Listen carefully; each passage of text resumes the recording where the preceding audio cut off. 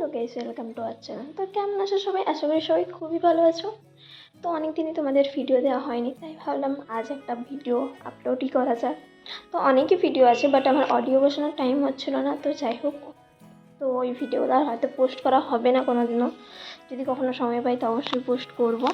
তো এখানে এসেছিলাম আমি মা বাড়ি। তো মা বাড়ি ছিল, মা বাড়িটা আমার অ্যাকচুয়ালি সোনামুখীতে। তো ওইখানে উল্টো রথের মেলাতে, সোজা রথে তো আসতে পারিনি। তো উল্টো রথের মেলাতে এসেছিলাম আমি, মামা, বোনু, ভাই, মা সবাই এসেছিলাম।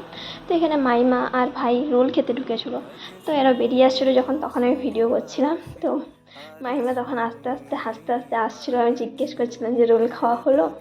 তো এখানে সোমনাথ তো অর্ধেক রোল খেতে খেতেই বেরিয়ে চলে এসছে। আমি জিজ্ঞেস করছি যে কী রে, রোলটা খেয়ে নিলি যে একা একা, ভালো ছিল? তখন ঘাড় নেড়ে নেড়ে বলছে হ্যাঁ হ্যাঁ খুব ভালো। তো তারপরে এখানে ছোটোখাটো জিনিস বিক্রি হচ্ছিলো, ঠাকুর বা পুতুল অনেক কিছু।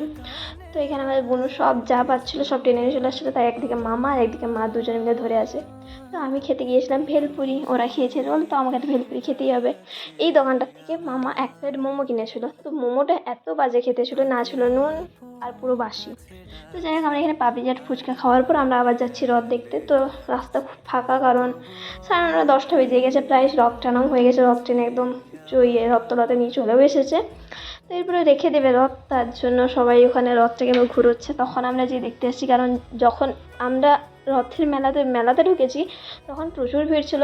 এটা রথের পিছন দিক থেকে আমি ভিডিওটা করেছি। তো এত লাইট ছিল, পুরো ফোকাসটা ক্যামেরাটা নিচ্ছিল না, তাই আমাকে আবার ব্রাইটনেসটা একটু কমিয়ে পর ভিডিওটা নিতে হলো। যাই হোক, একটু ম্যানেজ করে ভিডিওটা দেখে নিও।